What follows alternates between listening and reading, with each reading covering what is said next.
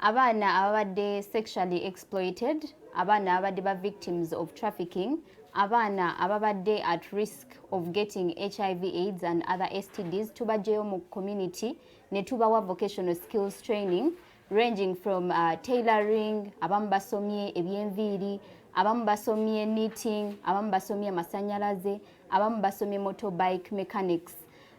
Tusuubira nti skills zino ze bafunye zijja kubayamba okuba nga bali empowered such that tebaddayo mu community eyo kubeera exploited.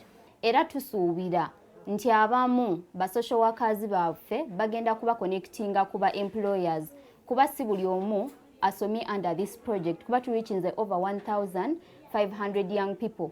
Si bonna nti bagenda batandikewo emirimu ejaabwe naye abamu bajja genda tubafunire emirimu with different partners betukola nabo batandika okukola obulamu bugende maaso. Bwe nazaala omusajja nandekawo nansuulawo nendabirira omwana kwegamba obulamu tebwali bwangu nayita mu kusoomozebwa kungi nnyo nga nzaalabirira omwana nina ofuna ebyokulya nina ofuna ekyokunywa kwegamba nga nange saali bulungi.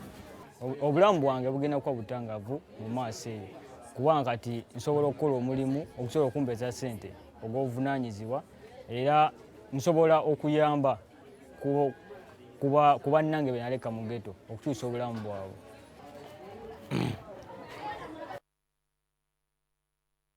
Wetweyongera gye tubadde y'embeera ya bwonkenke ku kitebe kya Uganda Muslim Supreme Council